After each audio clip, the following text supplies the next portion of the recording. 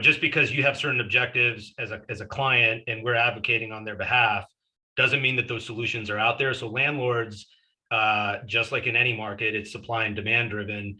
In frothier markets that are more landlord favorable, you're more than likely not getting as much inducement in order to go there. So what you might garner in Tulsa, Oklahoma is going to be very different than what you're going to garner in New York City. So those types of things are, number one, you have to manage expectations, and number two, you need to execute on that while still trying to satisfy the non-economic factors, like you had the wellness. A perfect example is now post COVID. How is that world going to look? I don't think anybody's got a full crystal ball, but it's clear that I think the way companies occupy space on a broader scale is certainly going to adapt. I am Christina Suter, and this is the Real Estate Breakthrough Show, where we talk about the reality of real estate, the mindset you need in order to face the reality of what it is, and tips and tricks to get you moving forward in investing. I am your host, Christina Suter. I am excited. I'm always excited. My editor gives me a hard time about how I always say I'm excited. So I always have to say I'm excited because I am excited. I don't have people on my show. I am not excited to present to you because I want to bring you people that are experts in their field and they have something of value to offer. And they're people that if you called them, I wouldn't be going, oh my God, please don't call them because they're going to blah, blah, blah, blah, blah. These are people that I personally have decided that I feel like offer value and can be a human being that you can also count on. So I'm sorry to be completely biased. I am, I admit it. You can call me biased if you want, and I will stand behind that. So I have Marcus, and I'm going to say his last name wrong. I have Marcus Arrendondo. Close enough. That works. Done. Okay. I'm going to let you say it in just a minute. Let me read his background to you guys so that you have a sense for who he is. And then we're going to be able to walk through our questions. So Marcus is with 2x2 Group. That is Lily TWO by TWO Group, not the number 2 in case you're looking it up on the internet. 2x2 Group. Marcus has over 15 years of real estate experience, having served in a number of capacities, ranging from multi-family acquisitions and syndications to tenant representation. He brings his career advocacy on behalf of clients to 2x2, its valued partners and investors. Marcus has served as a corporate managing director at Savills. I said it wrong. Savills. At Savills, Inc., specializing in representing companies' real estate interests, completing in excess of 200 transactions totaling over 6 million square feet. That's not $6 million, guys. That's 6 million square feet. That's a lot of square footage. I'm just saying. 6 million can be pretty easy to reach when you can talk about numbers in the Los Angeles market, but 6 million square feet is a lot of real estate. At over $550 million, not too surprising. He has secured successful transactions on behalf of Wells Fargo, Harman, Tesla, Sirius XM, among others, by providing market guidance, integrating specific occupancy and financial directives with logistical and structural opportunities in order to optimize desired results. Okay, dude, that's a lot of big words. You're just going to have to explain that to us in a much simpler format in a minute. Since 2016, Marcus has ownership stake in several multifamily assets in Texas, North Carolina, Georgia, Florida, Louisiana, cash flowing single family homes in Michigan, totaling over 1,200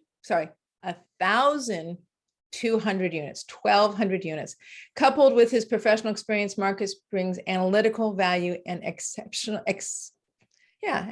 expertise to investors and partners.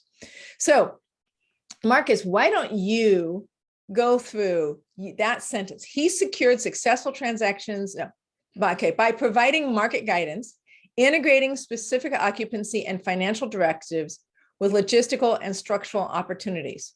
All of that is very, one could say very market specific, right? There's a reason why those numbers are the numbers you analyze. So I'm going to actually have you jump into that.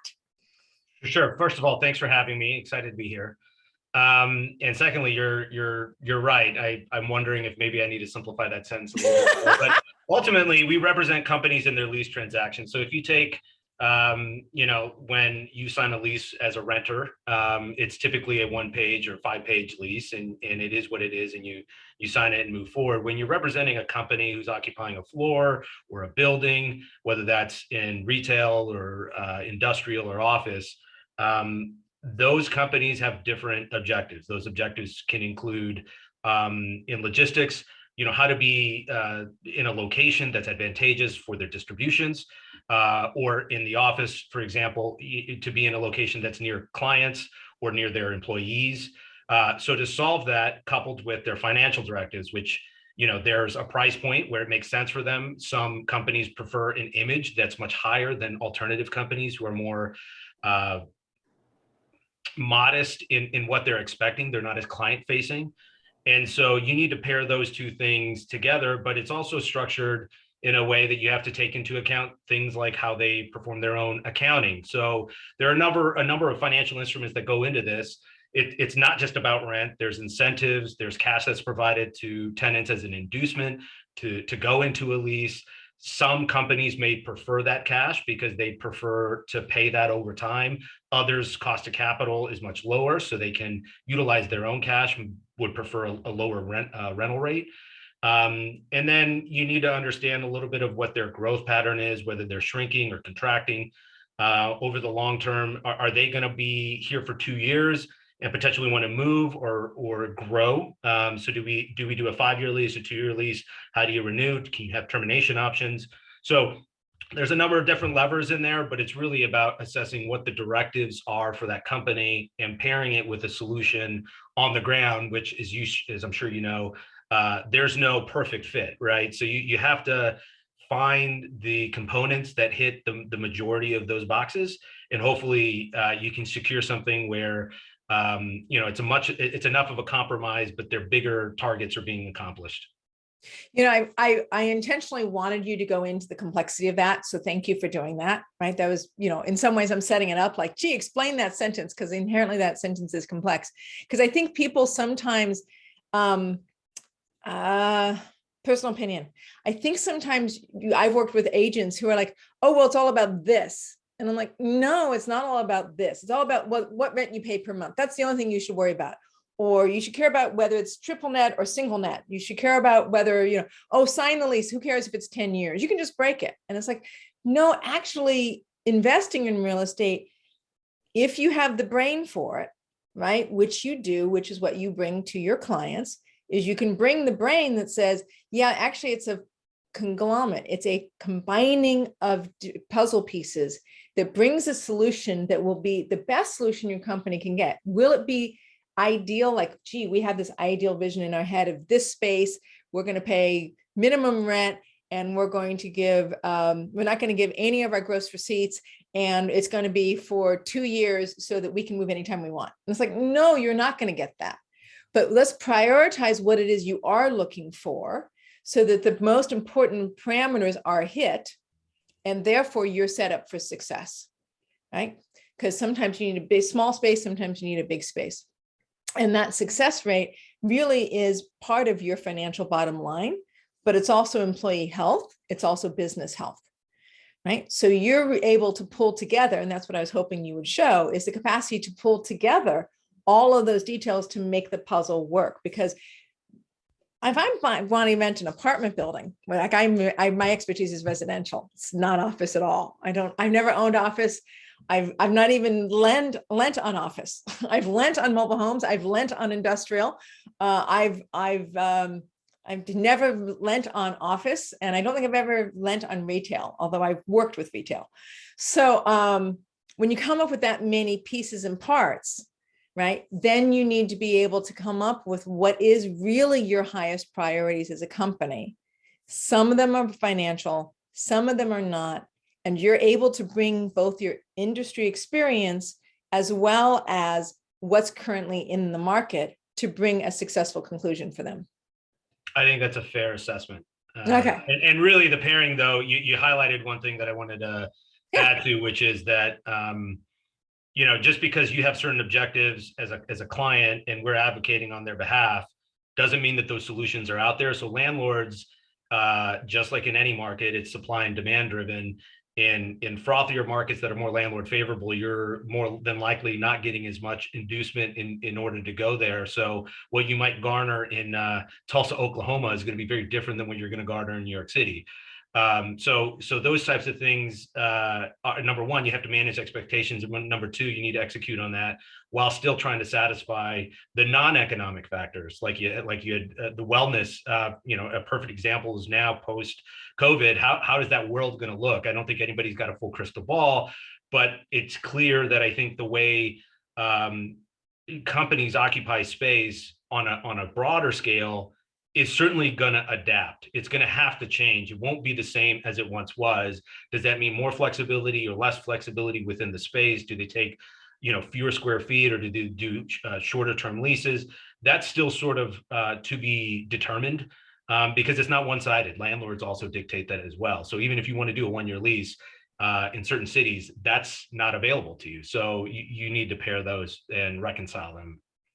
So how do you work as an advocate for your clients? I know I was going to ask you about your background, but I've jumped over that and I'm now moving on to what makes you an expert in your field. So how is it that you work with your clients as an advocate? Because I'm not sure everybody understands or has had the experience of having an agent that truly works as an advocate for them. Well, first of all, we only get paid as a representative of them. We don't represent this. Savills in the United States only represents users of space, especially in office and somewhat in industrial. So office is my primary bread and butter, and I would suggest that it's asking questions and listening, and to get it on paper and make sure that everybody's buying in, because it will evolve as you start to identify solutions out there. Because the person leading the project, for example, may have this list of priorities that he or she has aggregated from the group internally, but when the CEO goes and tours it, you might find that he or she has very different objectives, and some of those objectives may no longer be relevant after that happens.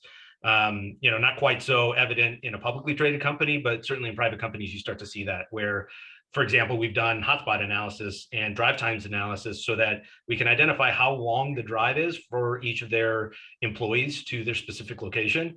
And it identifies something, let's say in the Northwest, but that the intent behind that is to gather consensus. But then when you put it to the board may agree, but the CEO says, you know what, my house is actually on the east side, so we're going to go to the east side instead. And you have to adapt to that. I mean, that's their prerogative.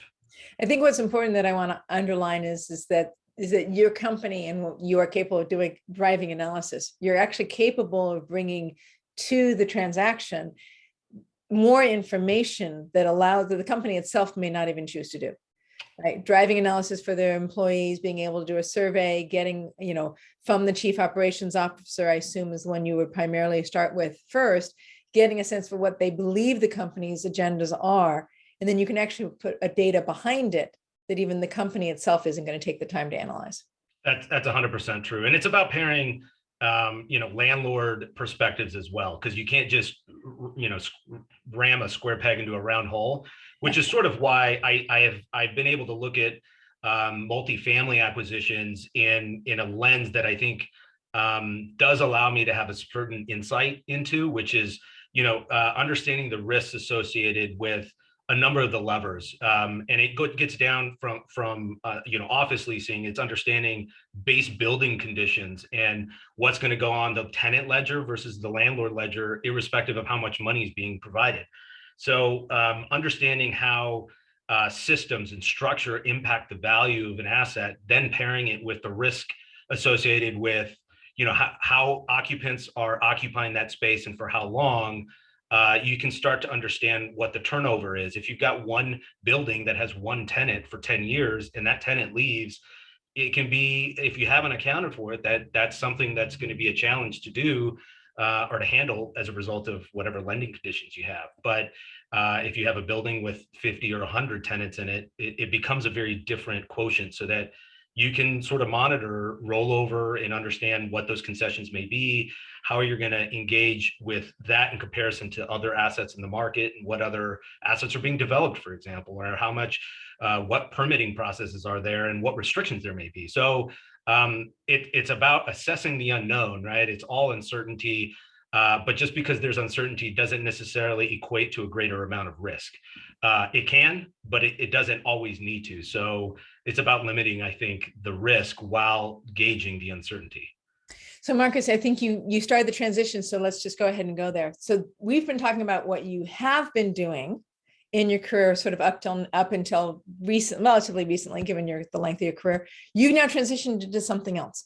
Let's talk a lot more about what it is that you're spearheading now, because now you've brought this brain that has been, I'm sorry if I'm fascinated with your brain, I apologize, but hey, you've brought this brain with its capacities and with its history and habits of being able to analyze for large corporations this complexities of issues and needs. Now you're bringing that same experience to syndicated deals. So talk to us about what you're doing currently.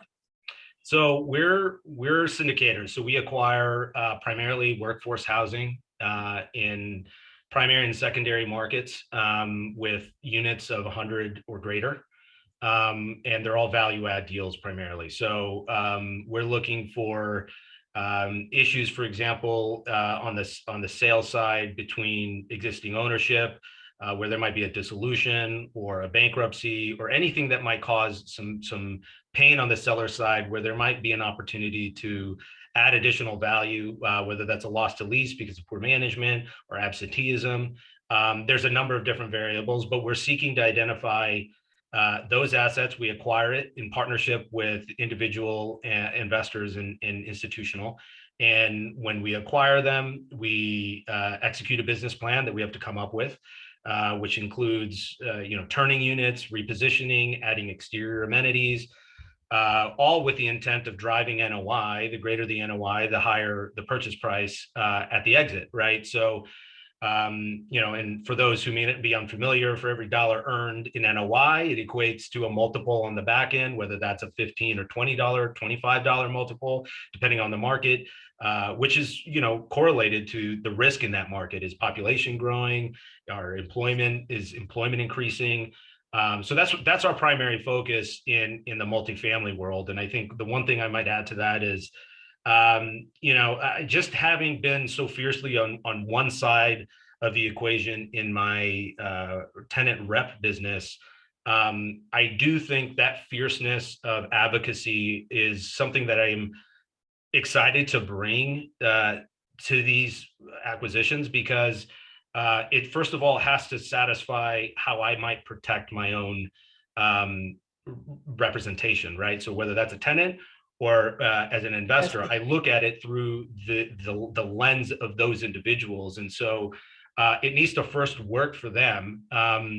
And I need to have enough confidence in all of the elements that we can work through the invariable number of aspects to our business plan that don't come to fruition, right? It is 100% certain that your business plan will not be executed to perfection. So it's about having the team, right, that I think can work through that has the resources to identify solutions and to do it in a timely enough manner where you can pair those solutions with the buffer that you've built into your analysis, that those hiccups can be absorbed without too much impairment. Now, look, these are investments, right? You're not putting it in a bond. You're not putting it in a savings account. There is risk associated with it. And our projections are underwritten with extreme conservatism, but that's not to suggest that, for example, in 2020, nobody foresaw the 1,000-year flood of COVID, or other natural disasters that have taken place. That impacts how you can perform. And those are the risks. So I think it's just about assessing those, communicating what you see as effectively as possible so that investors can appreciate the risk and that they can assess that the reward that they would anticipate receiving is proportionate to that risk. Yeah, and I think it is about assessing the risk. I mean, it's a, to give an example, like I invested in a multi-unit that was in Texas, and they ended up being dry rot in the floor. And because it was a larger unit, it was about $250,000 more costs in fixing the dry rot. Well, the project wasn't so large that 250 was insignificant. Right. But a project can be so large that $250,000 bumper can be insignificant. Yeah. Right. So it really is stress testing, figuring out like, gee, if my rents drop by a typical stress test, if my rents drop by, I don't know what number you use, 10%, 15%, 20%, where are we going to be? right? If the building ends up vacating and we end up getting 40% of the building being empty units, and I've had that happen on me, where I've actually had a building that went from relatively full to more than 40% empty, and your building goes 40% empty, then can it hold? What do we need to do to have it hold? What's the floor and the ceiling on our interest rates on our loan? Because a lot of commercial loans have this variable rate that starts to take effect after the lock period, right? I mean, those are just some of the stress tests. I'm sure you can think of more. Yeah, I would agree with all of those. Natural disasters are one of those things that are unforeseen. Look, Right. This is not cut and dry. It's not, they're not square, they're square corners, right? Because there's only so much you can do in the time allotted prior to purchasing an asset that can fully vet everything until you get behind closed doors, which you can do in due diligence, but you don't have the wherewithal to understand some of the nuances. For example, if there's a plumbing issue, it can look perfect when you look at it during due diligence, but when you close on it and a pipe bursts, that's not something you could have anticipated. So I think you're spot on, and it goes not only from the physical structure, but all the way, including debt, but all the way into operations. And there may be personnel challenges. There might be lead time challenges that we're witnessing now, right? I mean, what we might have thought of receiving furniture before in a certain time frame, we're now witnessing it being much more elongated. That goes the same for wood or steel or any of the other materials that we need. And you sort of underscore it with a depletion of labor. So not only does that potentially cause a price increase, but it also potentially causes a delay in your ability to perform that. And if you're delayed, obviously that results in a longer time period before you achieve the rent growth that you had anticipated. And so the carrying cost that you have to endure through that time period can be a challenge. Beautifully described. Beautifully described. No, it's perfect, because I asked, there's a gentleman who in my world I consider to be an unofficial mentor of mine. His name is Bruce Norris, right? And I asked, and he's done 2,000 real estate transactions. And so somebody asked Bruce during one of the workshops that I was at, out of every escrow that you have, how many times do you have a problem or a glitch? He's like, everyone? He's like, yeah. I said, let's see. His answer was like about 19 out of 20. Yeah. Right. Like real estate isn't a field where you create a series of boxes, at least from my experience. Okay. My opinion, my show. So I get to my opinion.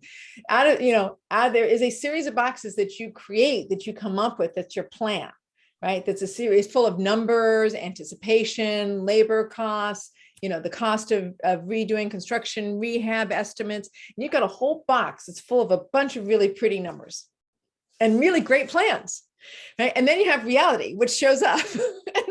and then the reality is, if you're lucky, 80% of reality is in that box. Maybe 85%, maybe 90% of reality is in that box. Right. Woohoo.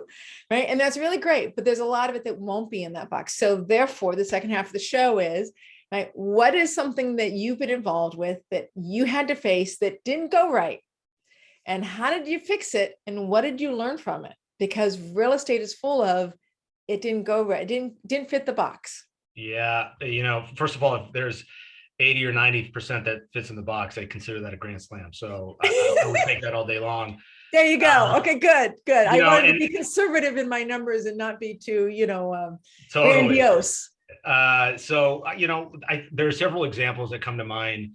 One thing you have to consider is you're buying a business, right? And businesses are an outcome of a number of different inputs, and those inputs include human error and misestimation. So I think a lot of people think real estate, you buy it and it is what it is, and as passives, that's the benefit, right? Is that you don't have to do this heavy lifting. A lot of people who acquire on their own because they prefer to control it. They believe that their returns are better. It may be, right, in certain circumstances. Seldom do I hear people contemplate the time value of their involvement, because that is an opportunity cost. And so, depending on what your hourly rate of pay is, you may actually be worse off in some cases. you may be better, but that's something that I think needs to get included in that discussion. But look, I'll just say, the first thing is, at one point you have to take a first step, or at least for me, I just said, you know what, I just got to pony up and try and do this. And so I started buying single family assets out of state, with the intent of cash flowing. I wasn't trying to flip them. I was buying cash flow. And you can parachute in and you try and get a network in there, and it's hard to do it in a short amount of time. But as you go through it, it's about ponying up for me. It was about saying, okay, well, I am going to look at this as an education one way or another. And so, I could either go and pay for the education with the education to show for it, but no equity in that education other than what's in my head. Or I can go, and if I lose the asset, I'm getting the education in a real time way, but hopefully I can walk away with the actual cash value or more, right, to walk away from it with, right? So I ended up buying a series of single family homes, and the number of times I was quoted a bid, and I even added contingency to that bid, and it came in 1.5 or 2 times what I had anticipated. There were a lot of sleepless nights, and there's no one to cry to. There's no one to go to. There's there's nothing but your own wits, your own solutions, and your own network, to be honest. I mean, I think it really comes down to your network. And so, there was a period where I got hit with that, and it was upon initial acquisition from a wholesaler out of tax auction. So there was a lot of work that needed to be done in these, which I knew that they had to be done, but it was a lot of capital. And as a broker, I get paid in chunks on my brokerage side. And so there's a balancing act between utilizing cash and having cash to utilize for yourself. So there's a little bit of balance where, there were times where, I don't know if you can imagine, but like when, you just moved into a new place and you're putting some furniture together, and you got to hold something up, and your your screwdriver's just out of reach, but if you let go of one of them, nothing's going to work. And I felt like that when I was trying to do all this. At one point, I needed to come up with capital, and I ended up working with a group that got a bunch of credit cards for me at 0% interest for 12 months. And there was challenge after challenge. I thought I could use that to pay vendors, but the vendors wanted cash, so I couldn't use it. So I ended up buying gold, then selling the gold for cash, then using the cash to pay it. And then that started to cash flow. I'd start buying it down. And so, those moments where I was completely sleepless, I was trying to do, all my jobs to the best of my ability, but it's also a test of will, because I think I personally have a challenge segregating my mind enough that I can compartmentalize on one thing after another. I'm constantly having to think about all of these things, for better or for worse. So I came out of there as a victor, but it's not without scars. Right. But my hope is they're sequences, right? They're just steps to, Grant Cardone said something one time, for whatever your opinion is of Grant, he said something to the effect of, he was buying some apartment buildings, and one of his friends had asked how they were doing, and he said that there was a plumbing issue and this, that, and the other. And his friend said, "You see, that's why I don't buy real estate, because of all those problems." And Grant responded, "Are you joking? I want bigger problems than this." And that's sort of an idea that really stuck with me, because I will say the stuff I fretted on for single family stuff is stuff that I look back on and would not be fretting about now. So, and I think that's an outcome of network and momentum and solutions, and just sort of growing from that. So you just got to punch up, I think. And you have. I'm trying. It's not over yet. It's not over yet. No, it's not over yet, because you're very much in the middle of it. So who's, you basically work with other people's money. You give people the opportunity to invest with you in your syndicated deals to get a return, right? So in some ways, like, who is your ideal investor, and how do you manage your investment pool? And I know you can't go too deep into it, because I don't want to cross the whole marketing lines and blah, blah, blah, but give me at least a little bit, enough that if somebody wanted to invest in one of your syndications, they're like, yeah, this is kind of what I might expect. Yeah, so that's actually a really good question. Just for those out there, there's 2 types of syndications that come out. They're numeric. They're governed by the SEC, Reg D, if you're going to look it up, but it's a 506B and a 506C. A 506B is what we primarily raise in, and that requires that you have a pre-existing relationship with the sponsor, and that the sponsor has reasonable degree of confidence that you can assess the risk, that you can afford to lose your investment, that you have enough business acumen to determine whether this is an investment within your own strategy. A 506C is advertised and is exclusive to accredited investors. Accredited investors are those who've got $1 million net worth outside of your own residence, or have made 200 grand as an individual or 300 grand as a couple joint over the last 2 years, and reasonably expect to make that again. So the 506Bs do allow non-accredited investors, but there's a limit. There's up to 35. But to answer your question more specifically, we know all of our investors. We have conversations with them. We get to understand what their directives are, what their background is. And it's unfortunate, but sometimes there are people that probably aren't the fit. And so that may not be an ideal partner. But in a partner, when these require significant amount of capital to invest in. So it's only fair that they ask questions, and the more questions that they ask, as challenging as it can be for me while doing a deal, I think it's important. They've got a right to understand the nuances, and I think it's incumbent upon the sponsor to provide those as clearly as they can. So you're good about communicating with your investors, it sounds like. I try to be. There's always room for improvement. Yeah, but I'm trying to be. That's good. That's good. So, we learned, you talked about how it just takes problem solving. It just takes discipline. There's a lot of sleepless nights when you're trying to figure out how to make a project work. And every project, like we said, we're lucky if it goes 80% to plan. So, problem solving is a huge part of it. I know, because we talked a little bit about it previously, that you also spend some time in like leadership training. And why is that important when we're talking about real estate and finance and numbers, and who cares about leadership training? Why does that make a difference? And why does that make you a better investor? I'll just sort of provide a slight tweak. I think coaching is something that's important for me. And coaching, I think, is because, number one, I don't want to reinvent the wheel. We have a limited amount of time. And so, I'd rather start at a later stage and be able to advance from there with a smaller piece of the pie, and continue to move forward from that momentum forward.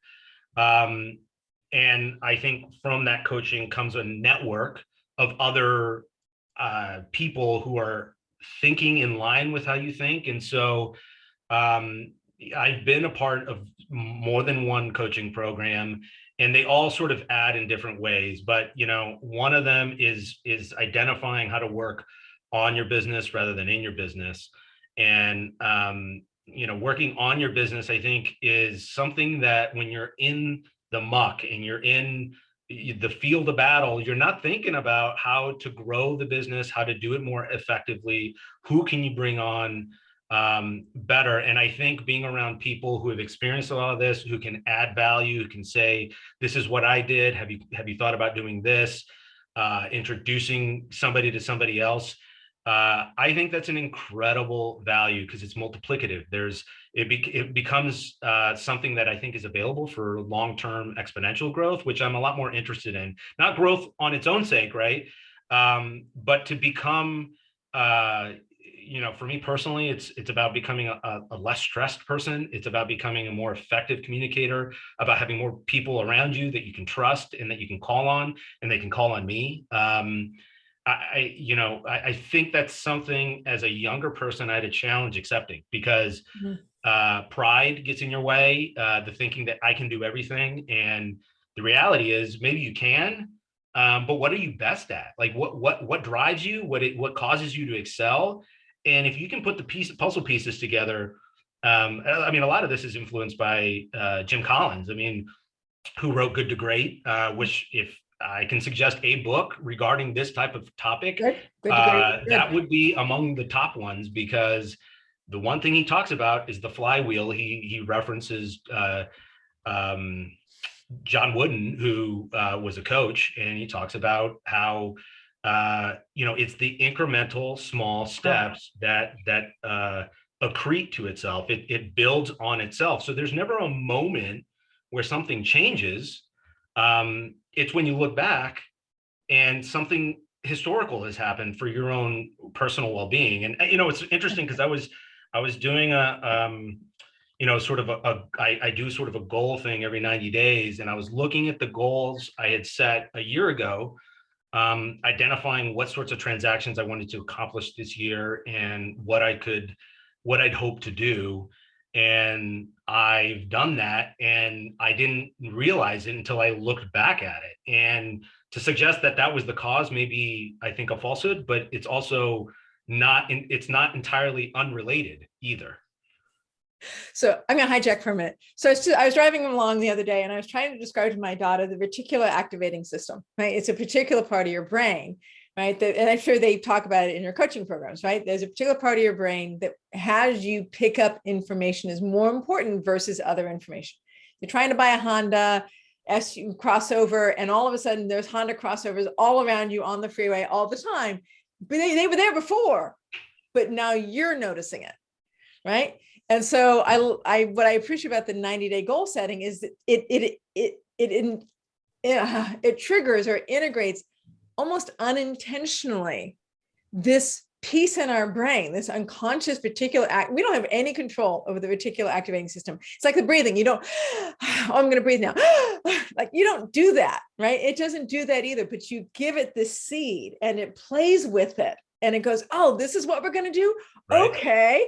Right. And it aligns this unconscious part of your brain that now is going to work with you on creating this goal. You could write it down and throw it away and not see it for 6 months. And 6 months later, you go, hey, wait a minute. How did I actually achieve this? I wasn't paying any attention to this for the last 6 months. I wasn't thinking about this since the day I wrote it. But now all of a sudden I find I'm closer to it. Right. So it's to me, it can be, some people are like, oh, it's very woo-woo, it's very spiritual. And I'm like, yeah, it is woo-woo and very spiritual. And I'm 100% with it.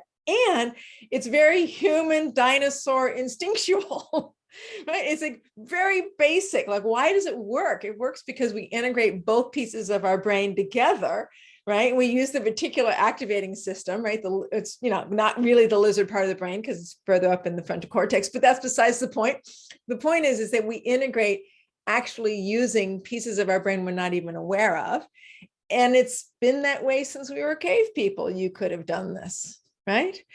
So go ahead. I was just going to say, I would agree. And I would actually suggest in many ways, it's a lot more concrete than people think it is, because it's about being self-reflective on your shortcomings and where you think you can excel, and actually being able to confront that in a way to determine whether or not you're right. Half of the goal settings, in my opinion, is determining that some of the things I wrote down are no longer important. And that's okay, because it's about elimination. So even eliminating can be as valuable as adding to it. In fact, I think over time, it becomes even more beneficial to eliminate than it is to add. Because I think if you can focus on a certain series of skills that can accrete, that can compound, you can fill out the gaps with other partners, in my opinion. And I think everybody operating at their best capacity on all cylinders is better than you operating at a modest capacity on all of them. Yeah, no, and it leads you to be a better decision maker, and it leaves your team to be better at doing what they're doing. And it's the better decision maker that I try so hard to protect. Like, in the moment, I get this text that says X and Z has just fricked up. And I'm like, ew, crap. Like, what am I going to do now? Right? And I put the phone down because I can't answer from this state because I'm in the middle of the blah, blah, blah that I can't say on video, right, in my brain. But then 20 minutes later or 2 hours later, an idea shows up and I go, oh, there's my answer. Right. It is about the capacity to move forward and make decisions and not be stuck in this sort of overwhelm. Not to say overwhelm doesn't happen. Believe me, it happens all the time, but to be able to find, yes, here's my answer. And now I'm capable of making a decision, and I make a decision and my project moves forward and I feel better and I feel more self-confident, which only makes me more capable of making another decision 2 hours later, because that's what real estate requires of you. So I've got 2 minutes with you. So I have 2 questions. Financial freedom. What does financial freedom mean to you? We all have a vision in our head. We're not doing this because we want to sleep on $1 million stuffed into a mattress. It's incredibly uncomfortable. There is no reason to do that. That $1 million, $2 million, $5 million, whatever your number is there to give you a something. And it's a vision in your head that you can see, taste, feel, and almost touch, which drives us forward. What does that mean to you? An autonomy of energy and time. The ability to use it as you see fit and how you want to. Increasingly, I think the more entrepreneurial you can get, and if you can acquire some success, at least how I believe it, the I have tos start to become I get to, which is sort of nice. And the ability to spend time where I want with whomever I want, and to direct calls and meetings and all that more from this side of the table is something I obviously would prefer. So I think that's what it means to me. Perfect. All right. How do people get a hold of you? I am sharing your website again, which is 2x2 TWO by twogroup.com. But if they want to get a hold of you because they think you're cool, or they want to pick your brain, or they want to find out about your projects, or they want to use you for either one of your skill sets, how do they get a hold of you? Marcus at 2x2group.com. Okay. Pretty straightforward. Any place else that they can get a hold of you, or is that just the best place? I think that's the best place. I'm pretty responsive. Okay, I am horrible at emails, as you know. So since that is a running joke at my FIBI meeting, is to do not email me. But that is very good. Marcus is responsive, so you can email him and he will reply to you. And he promised he would. So if he doesn't, you can call me and I'll chew his ass out for it. Okay. All right, guys. Thank you so very much. This is Christina Suter on Real Estate Breakthrough. Tune in each week on YouTube or Facebook or iHeartRadio or Spotify or other platforms that I know, that iTunes that we are on. And hopefully this has made your life better and that you'll be a better investor and more successful moving forward.